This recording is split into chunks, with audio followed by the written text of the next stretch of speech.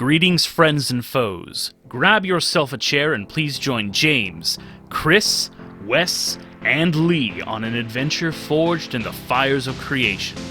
I am Josh, your host and dungeon master, and this is Hooked on Draconics.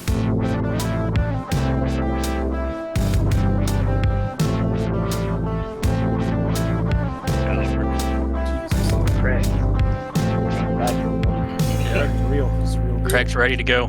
He is now recording, according to him, starting the timer. All those things that Josh normally does if he wasn't driven mad by ravens. Deserved it. Hello, and welcome to Hooked on, or not Hooked on Draconics. Kind of hooked on Draconics. Welcome to out of character chat mode. Welcome to out of character chat. Life happened, and we wound up not being able to get together for an episode, but we didn't want to leave you guys hanging. So we got together one of our some special stuff. We're being socially distant and responsible. Just so you know, we didn't just drop off. The audio will probably be a little bit stranger this episode. You guys will deal. We've all got our own mics this time. We wanna make it up to you with an episode sometime, but we are lacking in Josh today. We're being socially distant and responsible, and however, strangely enough, our number one fan is here on the Discord with us. It's not strange at all. Would you like to introduce yourself? Ahoy, I'm Will, the number one fan of Hooked on Draconics. So, I guess I was chosen for this role. You were forced into the role of number one fan. Yeah. I assumed the position. What happens when you sign up? Chosen by fate, they could say. Yep. It's not like you text us every Monday like, oh, this happened. Yeah, he also, it's not like we all shows up at our house sometimes and and plays another D&D game with us. Yeah. Yes, we have a good time. Have good ass time. A really good ass time. That's true. Josh's other game is really getting spicy. It comes and goes in waves. It does. We're in a particularly hot pepper place in the storylines. Yep. Yeah. And we have two characters now playing two PCs. But right. Most people are playing two characters. It's getting crazy. It's getting nuts. Well, that's what happens when two campaigns from the same world collide. Right. But, however, enough about that. Yeah. We're here because Will wanted to ask us some questions. Yeah, so basically this is going to be about your characters in Hooked on Draconics. And a lot of this is just, I being a player myself, have my own way of doing things. I make a character that I want to kind of flesh out and things like that. But I was going to ask you guys a few questions about how you go about doing it. I'm going to just start. You get all four of you's answers, so I'll just start at the top of, let's see, who comes first in the Discord chat. And we'll go down from there. Sound good? Oh, yeah, I got to change my name real quick so I'm not first. All right, hit us. I've never been so glad to be in alphabetical order. Okay, yeah. So basically it's going to start with you, James, and it's going to go to Chris, then to Lee, and then to Wesley. Don't tell them my Discord name. I almost did. He almost doxed you. Lee will just edit that. Just censor that out. Yeah. Beep. All right. Sorry. What was the question? How do I play Dungeons and Dragons? Here's one of my first questions. This is a very, just feel free to go into as much detail as you want, or generalize it. But what is your character creation process? Do you have a rubric you follow? Ooh. Do you kind of try to hit, checking certain boxes, so to speak? So, my character creation process either goes down one of two lines. Either I come up with an inspirational idea, or a defining character trait about something, and then I build it around that. Numbers, skills, attributes, whatever. It's built around the idea of whatever I come up with. Mhm. And actually, a lot of times, these inspirations just come from songs I hear on the radio, or just thoughts I've had, or even when I'm DMing myself, I'll be like, this is this NPC's defining trait, and then I'll never get to use them. And they never come up in a campaign, and I'm like, I really wanted this scene to happen in my game. Maybe I can make it happen with this character. But like, I played a character in one of my brother's games called Johnny O'Flanagan. Uh-huh. And the entire point of Johnny O'Flanagan was that I was listening to Dropkick Murphys' Johnny, I Hardly Knew You. Okay. And he was just that song defined. Okay. Every action All he right. took was just balls to the walls, Boston Irish rock song. And you could really, in any scene he was in, could play that song in the background and it would fit.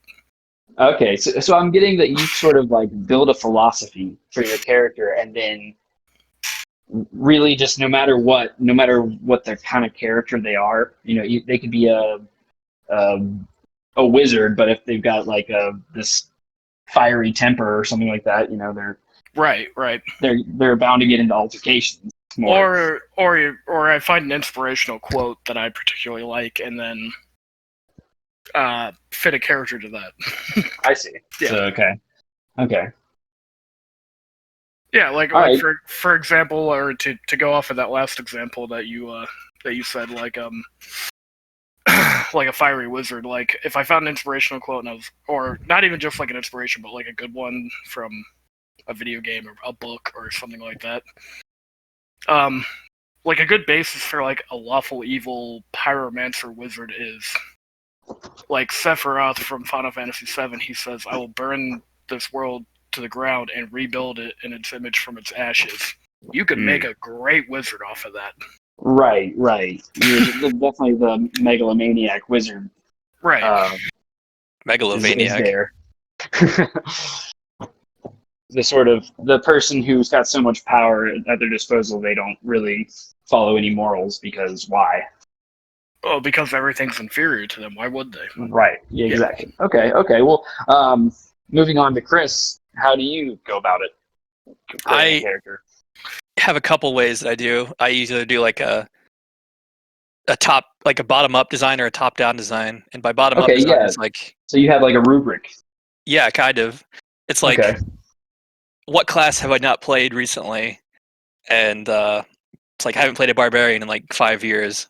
It's like I play a barbarian. Let's see what kind of barbarian abilities there are these days. Mm-hmm. Mm-hmm. And then I'll come up with a character around that. The other way is like I'm struck by like some kind of inspiration or something, and I just want to design a character around it. Like inspiration coming from like you're a gamer, you're reading, just whatever. Like sometimes I'm just like walking along, or I'll wake up with an idea or something. Yeah. Okay. And it just it's like one time I was thinking about like Phineas Gage, the famous psychology thing. Where the guy got like a nail or like a pipe through his head. Yeah, but he very survived. Really familiar. Yeah, but he like survived and it changed his personality. Yeah. So I thought something like that. It'd be like, this is actually the character I played in James's last game. He had brain damage when he was young, some kind of like head injury, and it changed his personality into like lawful evil, basically.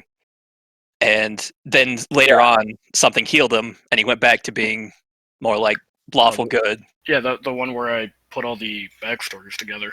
Yeah. Yeah, and like my character is like, the idea was like that character coming to grips with what he is and who he is, that sort of thing. Right. Yeah, for sure. But you're talking about top down or bottom up sort of. Do you start with making a class character, and then go into like what their ambitions are, or do you kind of more like James, having you've come up with like how you want to play the character mechanically, or do you come up with their personality first, I guess? Sometimes it's both. Like I like to do both. It's like I have an idea. All right, what class would suit this idea best? What kind of stats? What kind of abilities do I want to go for? Mm-hmm. Or it's like, oh, I want to play a barbarian. All right, so I'm a totem barbarian. What kind of personality can I build around that? Right. Okay. Sort of thing. Yeah. Yeah. That's always an interesting one I have when I play with you guys. It's just like, oh, that's like the exact way I would expect that character to act, or absolutely not. I would not expect them to act that way at all. Yeah, exactly. And yeah, okay, that's really interesting. I'm gonna go ahead and move on to Lee. Lee, how I'm here too. Yes, how do you go about making your characters? I have two ways. I either draw from pop culture, or I optimize depending on what the rest of the party is. So, okay, yeah. My pop culture references, I want to make like Ryu from Street Fighter, and that's like a sun monk. Or I want to make Grimlock, the Dinobot, and that's like a druid that only a Warforged druid that only transforms into dinosaurs. That's great. I was gonna say, something I did notice about Lee's style is that he does try to mechanically fit into a party. Yeah. And that's which important. is something that sometimes we as a group are a bit lacking in, because we don't like sit down and make the characters strictly together in like a how do we make a well-balanced party. Sometimes we do, but not always. I feel like that's a whole different question though, of like how to make a well-balanced party. But I'll let a lot of the fun. That's going to be that is going to be on one of the line question coming up. But I just want to hear about the basic creation. So Lee, you just pull inspiration from some pop culture references or yeah. But as far as like the more common way I build a character, whereas I optimize depending on the party, with Stump is a great example. We needed another melee character so our rogue could get more sneak attack damage, and we also needed a healer. So Druid was the obvious choice. Okay. We badly needed a healer.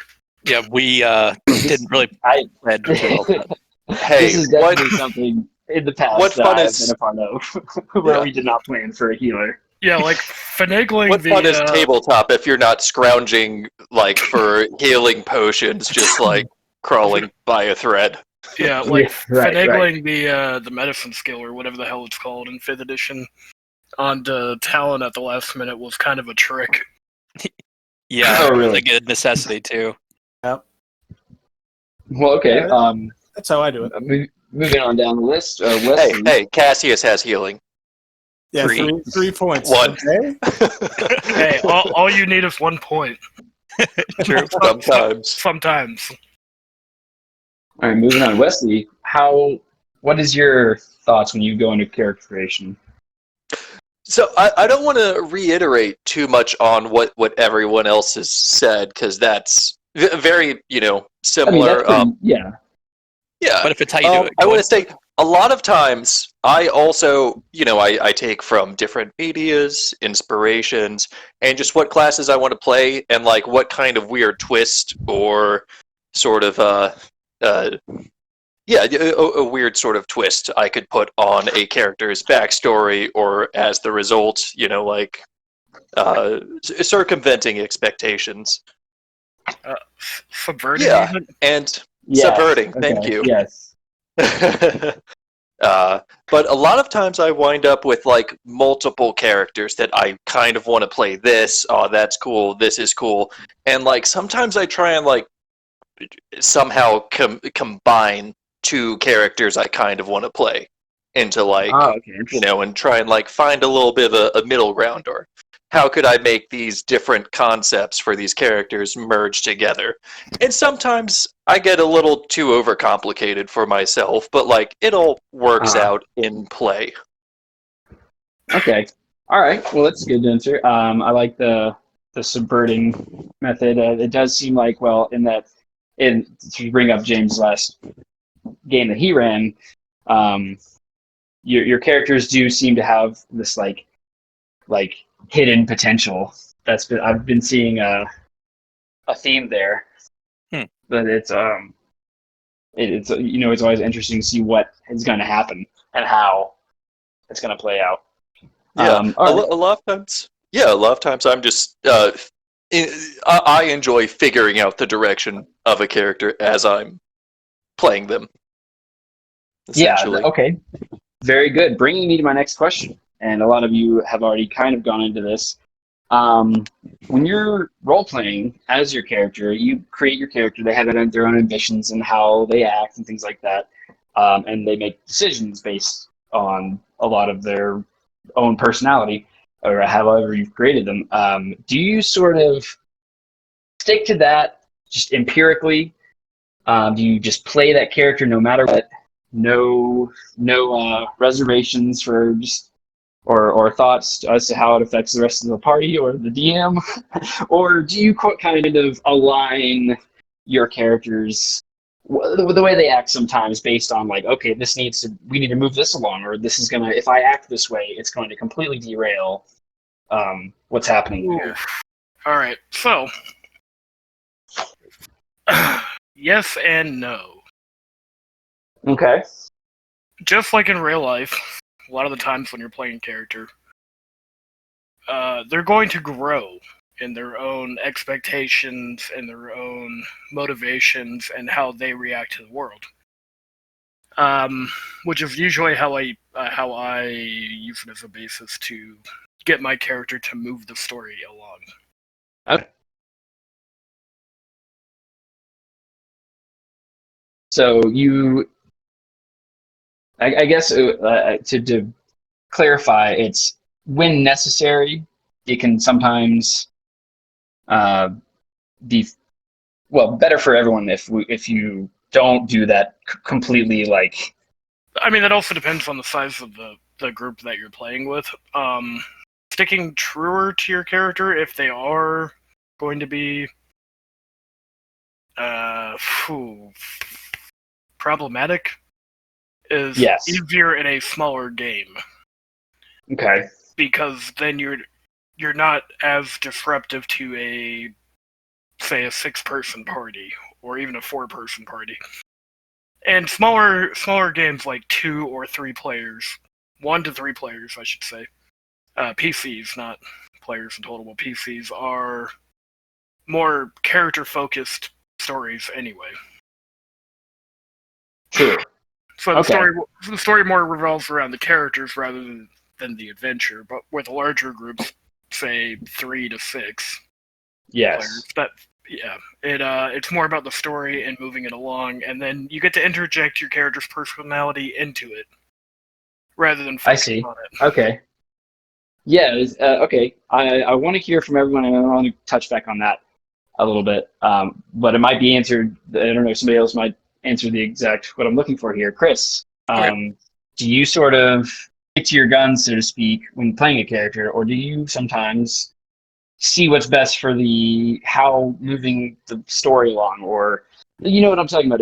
If the character would do a certain thing, that's part of their personality, and you would play them that way, but it might ruin the DM's what they've got going on, or ruin what another character is doing. Sort of. Do you I mean, how do you play that?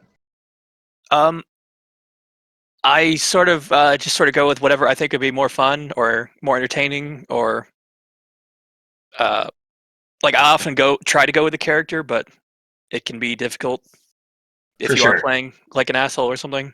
Right, exactly. Pretty much what I'm getting at here is that if your character is, has this thing in the background, and they are going, that's like a whole part of their life, and then something comes up where they can make that happen, say revenge or something like that, but it just happens at this really not good time when all the other player characters are doing something, or maybe the DM is trying to steer you in a certain way. Can be a hard choice whether or not you absolutely go for your Oh yeah, for character's sure. main ideological goal, so to speak. Like Yeah. if their most hated enemy shows up, or not shows up because that would be DM helping you, but like if you're just like, oh, we're in this town, that's where he's rumored to be, and you go there and you're just trying to completely shift attention. Yeah, It's like I and have moving. certainly derailed an entire campaign at least once, but the DM did open up the option to do it. So Yeah. Okay. I think I kind of know. It might yeah, be it's a paralleling our game group that we currently have going on. yeah, it is. Yep. Very good. Yeah. Okay. Most interestingly, especially with the character you're playing right now, Lee Stump. Very very curious to know. That character. A lot of mystery going on there. How do you sort of play out? Or you can relate this to say that the other game we keep mentioning. How do you sort of tabletop the characters you play to go along with everyone else? Okay. Let's see. I am an asshole within reason on the table. Okay. Like, I guess a good example, I was playing The Curse of Strahd with a group of people once, and my character hated the vampires. He was born and raised in the Strahd universe instead of outside, sucked in. And I would just fucking go. You know what I mean? I would just run off. Like somebody would be like, hey, there might be vampires in this person's house.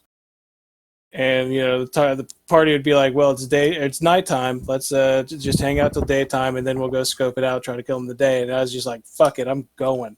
And nobody followed me. Fucking hate vampires. And I almost died. Leroy Jenkins, if you will.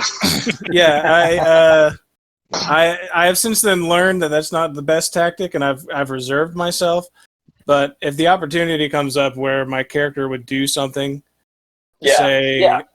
like my goblin character in our other game, if we run into a pack of goblins and it's like either keep up with the party or join the goblins and help save them from whatever's wrong with them, I would do that. See, that is number one. I was waiting to get to you for this one because that is number one, something that in the back of my mind when we're playing that game, like, oh, what's going to happen when this, there's just so many powder kegs of situations that it can all just change. I mean, all you have to say is you're playing a goblin. What can you say? Yeah, there you go. Yeah. Love playing goblins. Yeah, Jake played a disagreeable goblin pilot once too. Yeah. Hey, he will say, yeah, an artifice for and everything. Oh, there you go. It sounds like a fun thing to do, but yeah, and it's hilarious that we're doing this all without the presence of Josh because he is the DM for most of these things. And well, yeah, he's working out. Look, last time we fought him, we dropped him off at the asylum, and he was ranting about ravens. And he was ranting about ravens. All right, look, we'll get him back as soon as we can. And I feel kind of responsible because I happened to mention ravens earlier this week to him. Oh, that's right. Did not take it well. He did not take that well when he got home. It was a whole thing. Man, anyway, I'm so glad you're on my team. To our audience, we will have him back soon, and we'll be back on track playing the game. But I've got a question for you, Will. Okay, cool. Let's get Wesley's input on this last question. Wesley, do you like to play your character? Or do you like to play a group? Interpersonal conflict can be contentious, and I think it all depends on the group as well, and like how the chemistry between people. We've all been playing together for a long time, so like we definitely lean into like more authenticity for our characters. I feel because overall you have to know when to stick to them, right? Yeah, a lot of times I say do what's best for the story, what makes an interesting story. And it's great to have those and still work it out with the other characters and party members, because that kind of is what really like binds, like makes some solid ties Yeah. between Okay, the for sure. characters, and yeah, helps build I the adventure camaraderie I that, feel the same way personally. I like to, play the character or whatever. But if I see a little hint here and there, the DM's throwing hints out, like here's this, here's that. This will, yeah. pull this thread a little bit more. I'm more inclined to do that. And as long as it doesn't put a stop on the game, I think it's great. It makes a game interesting. In one of our other games, I'm playing a necromancer right now. We are an overall like very lawful good party with like a paladin. So there's there's been a lot of like incidents and like good discussion and dialogue and like contrast Yeah, on like that. But you don't want it to like you don't want it to cause a game to lag on it. A lot of times the characters just kind of have to work it out, and that's the fun and part of character development and good story building. Precisely, yes. I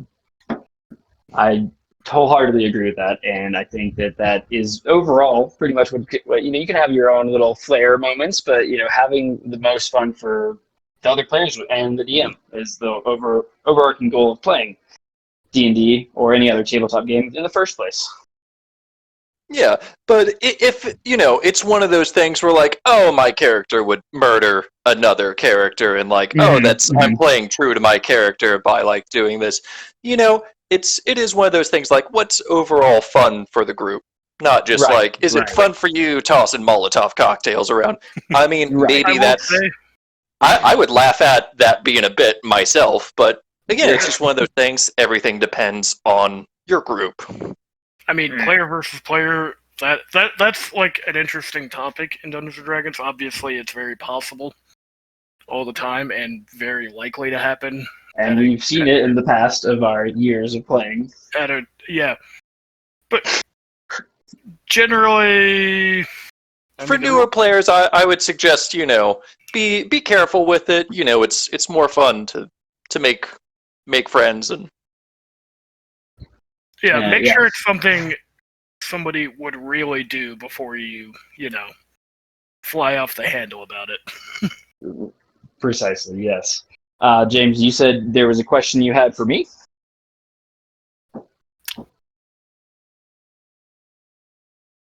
I did, and I'm trying to remember it right now.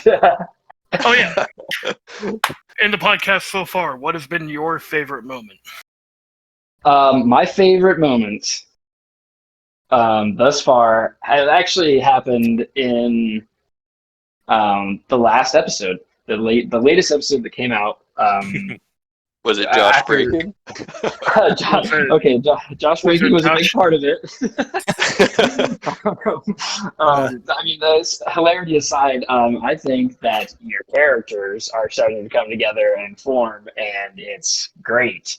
Having that sort of just that iconic moment when you realize, like, oh, they've got a goal and they're moving towards it, and they've also got their own stuff going on. Like Talon's got his mystery, but he's also helping orphans. Cassius is worms. Man, Yeah. The worms just wandered out of the forest. I can't wait to see what's going on with that. Any specific like? Okay, so big specific moment. Scene? It pulled my heartstrings so much when Stump was saying goodbye to Fredbear. I don't know why, but it was just like such an authentic moment of emotion, and a lot of things, in any medium, if I say it's art, it makes you feel things. And I put a Hallmark card on that moment. Oh, yeah, Stump and Fredbear are best friends. Yeah, and it was you had to leave though. You're on this adventure and you're making these strides to greatness, possibly legend, and you have to leave your friend behind. It was a great moment. Not overshadowing the other moments like the reveal of Cassius's powers and things like that. I also really enjoyed Talon having to rhyme for whatever reason. Yeah, that was a was good one. a crazy. Oh that my was a god! crazy Yeah, thing. no. Josh just started rhyming with that character, and I was just like, in my head, I was like, okay, it'd be funny if I just started rhyming too. Yeah, but do you think he and did then that it on just purpose? improved into the rhyme battle. Witnessing that firsthand just slowly unfolds, like you I could really look at like the gears clicking that like they were both like, all right, we're in this, just in this rhyming match. This epic rap I battle. was so like listening to it back. It was like I don't think Josh meant to make all those words rhyme specifically at that moment, but it just He didn't. happened. He just didn't. happened. But, He admitted that afterwards. but I pretty much like challenged him on it by rhyming myself, and then he Yeah. he was like, challenge accepted, and then I was like, okay, I have to win this now. Right. They were both tearing their hair out at the end, like, oh god, how much longer? And then it was all just a strange, brought on by some eating some strange berries. It was all a Turns dream. out there was no rhyming at all. Yeah, I would say there's many highlights of the podcast. The Fredbear thing just for me personally really touched me, and I was as far as like enjoying myself listening to a podcast, that moment really hit me.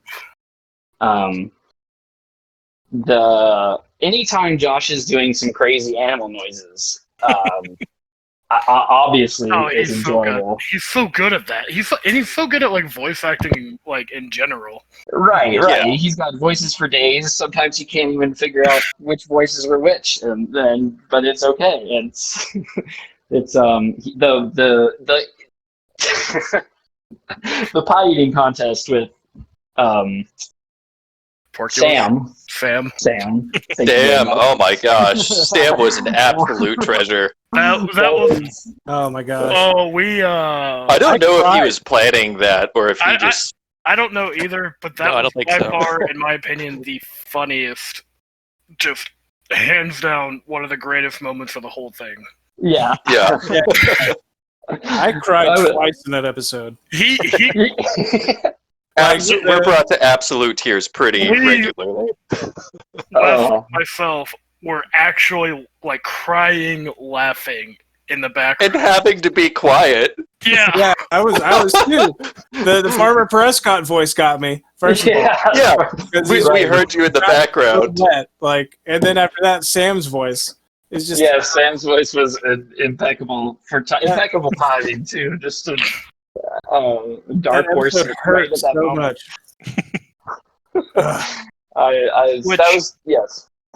Which the funniest part of that episode recording also, or like one of the great ironies of it, is that we weren't planning on recording that day, I don't think, and we were kind of out of it. Oh yeah, a lot of us had worked long days. Yeah, we started late. We were working long days. We had eaten a huge meal right before that. Oh yeah. The huge cheesy meal. Yeah, it was just it was like we were all like, oh, so exhausted, and then satisfied by food, and then we were like, all right, let's knock these couple of episodes out or whatever, and then those episodes turned into like our greatest, in my opinion, our greatest achievements. Hits. Oh wow! Oh, look at the time. I need to go pick up Josh from the asylum for his walking. Oh, that's good. Right. That's good. Yeah, They told me I've got to take him out for 30 minutes of fresh air, so... I've got to head out. All right, well, be sure to tell him "Scowl" for me. Yeah, well, I'll scrawl at him soon enough. Oh, the scrawl. I had one more question. If we wanted to fit it in, I don't know if that's appropriate. If can we? It's not a big one. It's definitely a softball, and it relates to every question I've asked so far. But Okay. If this is where it's all been leading up to. Okay, you guys Josh are can D&D players. You guys create your characters. You create what they do, what they want to do. But you're now on a podcast where you play these characters. Mm-hmm. So how does that affect that? Like, does it really? Are you really on your toes most of the time? Ooh. Like, think about all the things I just asked you, especially the playing your character to a T or kind of relaxing it to make the party mesh well. Is that heavily affected by recording? I have an opinion on this one. Go for it. Me personally, I don't take the reins on my character as much as I would, just because, we have to end at certain times. So Josh has to set up that hook for the next episode. So I do let Josh do more work than me as a player would. I feel like we all do that, really. Mm-hmm. Just so it's a smooth transition over to the next episode. Because, instead of a D&D session happening for hours and hours at a time nonstop, we have to, stop and start again. So there has to be that, breaking point of, okay, this needs to stop soon because, we can't keep it going forever. Right. You got the time constraint, and you have to fit in what you can. As opposed to, when we play casually, we're together for 6-8 hours at a time sometimes playing. Maybe not that long anymore, but, Have in the past, for sure. Also, just being in front of a mic while you're playing and trying to, adjust your voice to that or to... You always have it in the very back of your mind not to say things that are too fucked up on mic. Right. I've had to edit out a lot of bad stuff that these guys our say. gaming group could be pretty lewd. I will give us that. Not just lewd, just absolutely silly. Ooh woo. Yeah. So that's the thing. You do have to censor yourself just a tiny bit. We're not that bad, but We're not bad at all. Occasionally, We're just trying to be conscientious of the time of our listeners and the quality of our content. Yeah, that's the other thing. There we go. And then in the end, isn't that all? Yeah. And for myself, I try and put extra effort into being more outgoing and talking more in our podcast games. Oh yes, I see. I try and put a lot of mental effort. I put a lot more mental effort into the podcast games, even though it's only an hour at a time. I did not notice that too much, but I'm starting to see it now. Thinking back. Yeah, originally the effort was just to not have my voice shake, but man, yeah. Yeah, the first Your few episodes, voices are great, Chris.